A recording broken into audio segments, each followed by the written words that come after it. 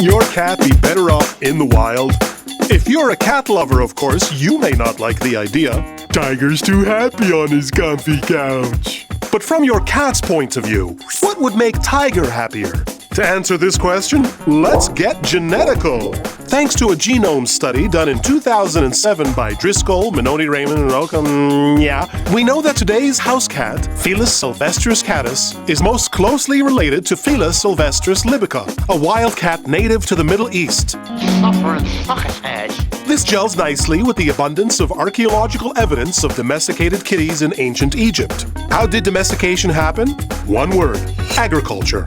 When ancient farmers began stockpiling grain, the grain attracted rodents, and the rodents attracted cats. But if those ancient cats were welcome to stick around the farm, how did that lead to their eventually becoming farmers' pets? A groundbreaking study published in 2014 by, produced the first complete domestic cat reference genome. It compared the genetic makeup of domestic cats with their wild cousins, and it found that the nervous system of domestic cats are richer in neural crest-related genes associated with pathways related to synaptic circuitry and contextual clues relating to reward.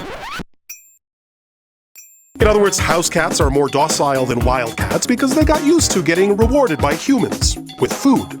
The process of domestication effectively bred a food dependency into the cat, which means that a house cat would definitely not be happier in the wild because it's dependent on human beings on a genetic level. And by the way, this has interesting implications for our animal side. Each one of us is also part cat, what Chassidus calls the nefesh behamis, the animal soul that stands vis-a-vis our divine soul. Now, our cat side basically wants what every cat wants, whatever makes it feel good, even if feeling good means being catty. Wow.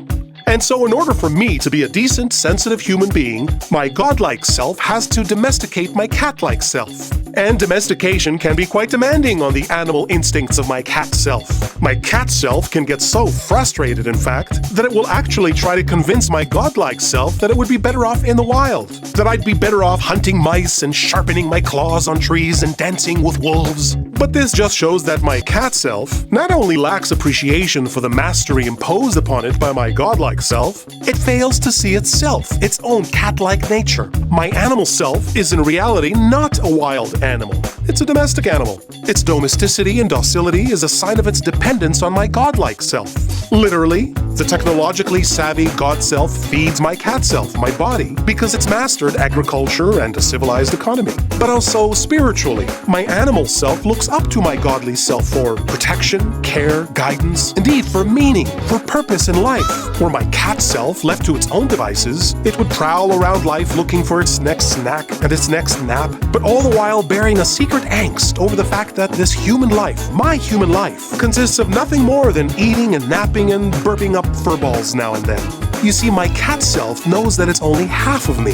It knows that the only way it can justify its brutish existence and dignify it with a higher purpose is by looking up to me. You know those big eyes your cat gives you even after its belly is full? As if he were saying, "You, master, are my high priest." That's just how your cat self, your id, your body, is looking up to your higher, truer self and saying, "Show me, God. Don't follow me. I'm just the brute here. You lead the way. You show me what it means to be godlike. And when you do, I'll release all that wild animal energy inside me in the direction you lead me, so that I can be a divine cat, the holy tiger I was meant to be." Wow!